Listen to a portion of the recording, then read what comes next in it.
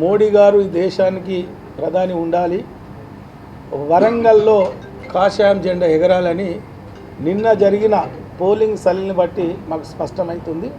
బ్రహ్మాండంగా 50,000 పైచిలకు మెజార్టీతో మరి రేపు కాషాయం జెండా ఎగరబోతుందని మీ ద్వారా మరి వరంగల్ ప్రజలకు నేను తెలియజేస్తున్నా.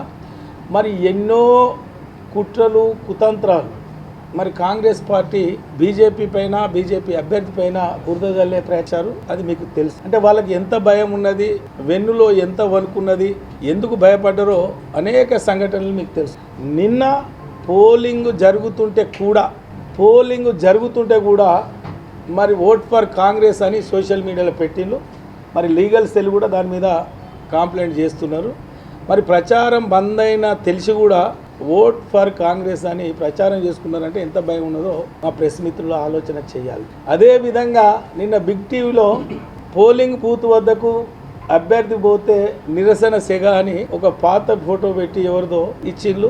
మరి బిగ్ టీవీ వాళ్ళు కూడా కంప్లైంట్ ఇచ్చినాం, ప్రెస్ నోట్ కూడా వచ్చింది. అంటే దిగజారి ఎంత కన్ఫ్యూజ్. వాళ్ళ భయం ఏంటంటే వాడు కాన్ఫిడెంట్గా ఉంటే మాకు ప్రజల ఆశీర్వాదం ఉండదు, మేము బ్రహ్మాండంగా గెలుస్తామనే దమ్ము ధైర్యం ఉండాలి. చీప్ ట్రిక్స్ తోటి ఏదో చేయాలని పోలింగ్ బూతుల దగ్గర నిరసన దగ్గర మరి మీరే కదా అన్ని బూతుల అబ్జర్వేషన్ మీకు అన్నీ ఉన్నాయి కదా, ఏ బూత్ కాడ అయింది, ఎట్లా అయింది, ఆ ఫోటో ఎక్కడిదో మరి దానికి సమాధానం అభ్యర్థి చెప్తారా, కాంగ్రెస్ చెప్తారా? దానికి లీగల్గా మా లీగల్ సెల్ ఉన్నది, మా ఎలక్షన్ ఏజెంట్ గారు ఉన్నారు, పార్టీ ఉన్నది, అది చూసుకుంటారు.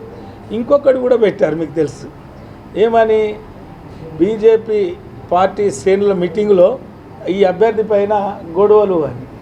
ఆ ఫోటో ఎక్కడిది, గొడవలు ఎక్కడి అంటే వాళ్ళు కన్ఫ్యూజ్ సృష్టించి, ఎందుకంటే ఎక్కడి పోయినా వాళ్ళకి దరి దొరుకుతలేదు. మేము 7 ఎమ్మెల్యే ఉన్నామని గొప్పలు చెప్పుకున్నారు కానీ ఏ ఎమ్మెల్యే సహకరిస్తలేరు, క్యాడర్ సహకరిస్తలేరు అని కన్ఫ్యూజ్లో మరి బీజేపీ పార్టీలో కూడా గందరగోళం ఉన్నదని ఒక చెప్పాలనే ప్రయత్నం చేశారు. ఎందుకంటే ఈరోజు బీజేపీ పార్టీ శ్రేణులు సాధారణ కార్యకర్త నుండి మొదలుకుంటే రాష్ట్ర స్థాయి నాయకుడి వరకు ఎట్టి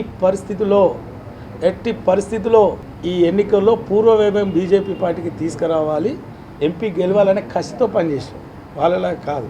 కాబట్టి ఈరోజు ఎన్ని ఎత్తులు జిత్తులు డ్రామాలు చేసినా, మీరు మద్యం మాంసం డబ్బులు కుమ్మరిచ్చినా ఇక్కడ గెలిచే ప్రసక్తి లేదు. ఇంకా మా క్యాడర్ని కన్ఫ్యూజ్ చేయడానికి కూడా కొన్ని చెప్పిండ్రు. పార్టీ నుండి వచ్చినాయి ఇయ్యలేదు అని. మూటలు నీకు వచ్చినాయి కదా, అటు బీఆర్ఎస్ నుండి తెచ్చుకునే, ఇటు కాంగ్రెస్ నుండి తెచ్చుకునే. ఆ మూటలు వంచక మా గురించి మాట్లాడుతున్నావు అంటే ఎంత కన్ఫ్యూజన్లు ఉన్నావో, ఎంత ఇబ్బందులు ఉన్నావో, ఎంత బాధపడుతున్నావో అర్థమవుతున్నది.